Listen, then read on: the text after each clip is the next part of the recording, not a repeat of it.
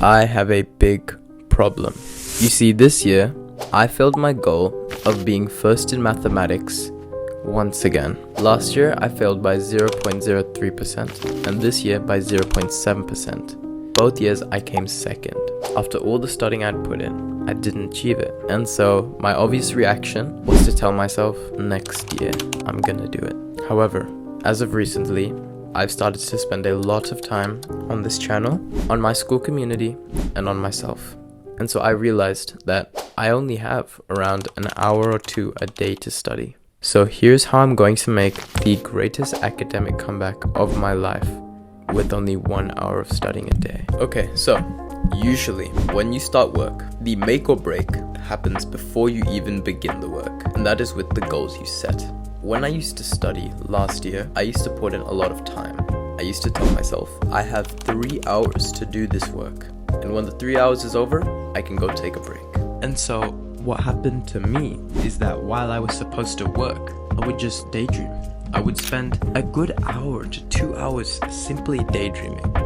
Now let's picture another scenario where in front of you, you have a decent amount to study for your exam. But instead, you say, okay, this might take 2 hours to do, but I only have 1 hour to do it. Now subconsciously, you focus on what you need to learn rather than what you're told to learn.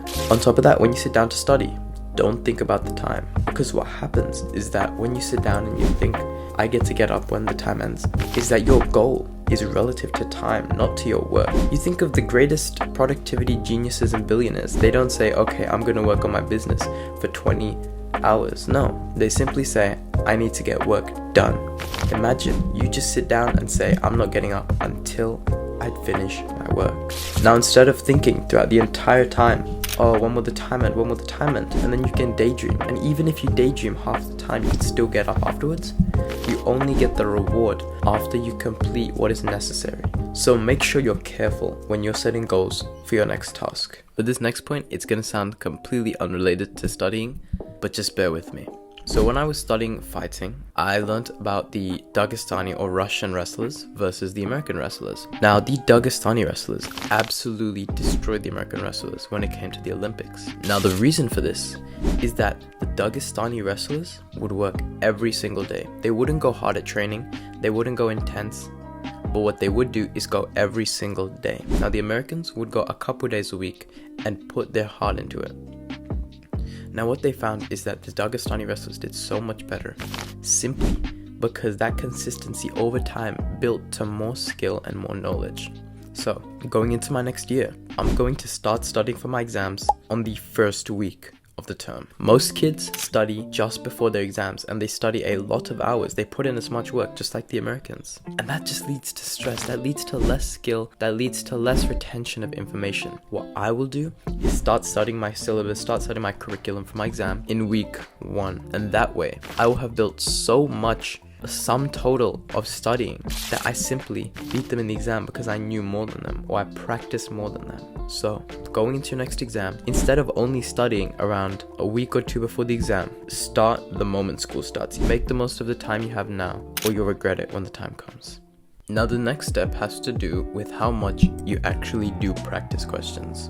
Now I know you hear this a lot, active recall matters, but let me give you a scenario. So for my final exam this year, one of my friends said he's just going to review the material, read over it, and since he knows all the information, he's going to do well, right? Now my other friend, he focused on just questions. In fact, we would do calls before the exam and we would solely do practice questions. Now me and that friend, I got the highest mark for that exam and he also got top 5. A friend who knew everything about the exam, he still did bad. Now the reason for this is that when you're studying for an exam, you prepare for an exam. Just because you know everything doesn't mean you learn how to apply it. And on top of that, the retention of simply learning knowledge versus using knowledge are two very different things. And so my friend, he went into his exam, he learnt most of the material, but he couldn't remember it because he wasn't used to actually using or applying, even recalling it.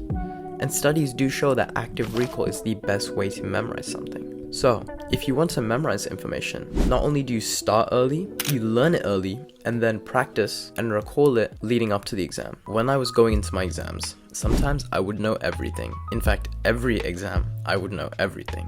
I went to that exam, I sat down, I did the entire exam. I felt like I did well. I felt like I knew everything. But then my result comes back and I got 5 questions wrong. And then I realized how stressed I was for the exam and during the exam.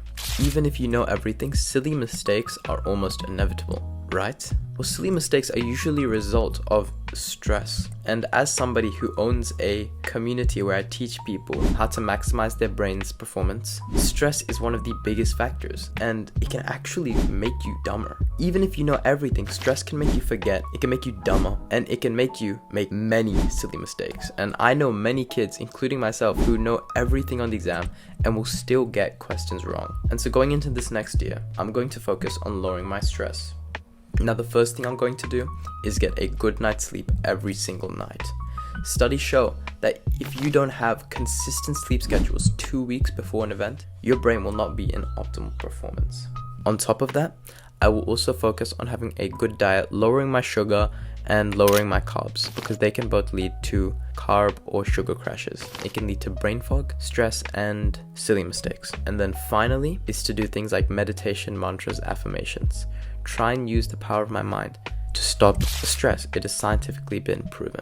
So going into your next exam, if stress is what's causing you to get worse marks, focus on that rather than learning, and you will find that your brain operates on a far higher level. I hope these techniques help you. If they do, tell me in the comments. Thank you for your time and use it wisely.